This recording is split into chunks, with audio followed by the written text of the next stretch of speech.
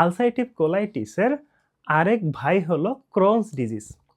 মানে দুইটাই হলো ইনফ্লামেটরি বাউল ডিজিজের অংশ, কিন্তু আলসারেটিভ কোলাইটিসটা আমাদের বৃহদান্তকে আক্রমণ করে, আর ক্রোনস ডিজিজটা ক্ষুদ্রান্ত বা পুরো ইন্টেস্টাইনের যে কোনো জায়গায় আক্রমণ করতে পারে।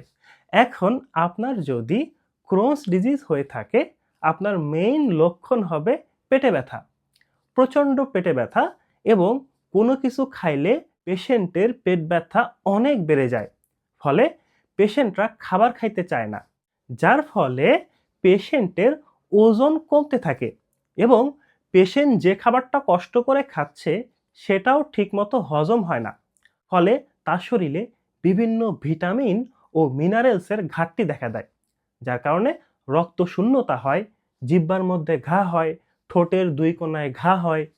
আলসারেটিভ কোলাইটিসের মতো এই রোগেও ডায়রিয়া হয়, কিন্তু ডায়রিয়ার সাথে কোনো রক্ত বা মিউকাস যায় না, এবং এই রোগে আক্রান্ত 50% রোগীর মধ্যে পাইলস, ফিস্টুলা এবং ফিশার দেখা দেয়। তার মানে তার পায়খানার রাস্তায় ফুলে যায়, বা পায়খানার রাস্তা দিয়ে আপনার ব্যথা করে যখন সে পায়খানা করতে যায়, বা ফিস্টুলা মানে হচ্ছে পুজ বেরোচ্ছে প্রস্রাবের রাস্তা দিয়ে অথবা পাছার আরেক পাশ দিয়ে। এবং ক্রোনস ডিজিজ ইন্টেস্টাইনের ভিতরে, মানে আপনার এই পুরা ভুঁড়ির ভিতরে যেই জায়গাটায় আক্রমণ করবে সেই জায়গায় প্রচণ্ড ব্যথা হয়।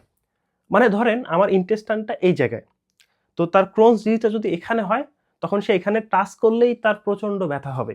আবার এই ক্রোনস ডিজিজের মধ্যেই পেটের যে কোনো জায়গায় ফুলে যেতে পারে, হাত দিয়ে চাপ দিলে মনে হবে যে শক্ত শক্ত ফিল হবে।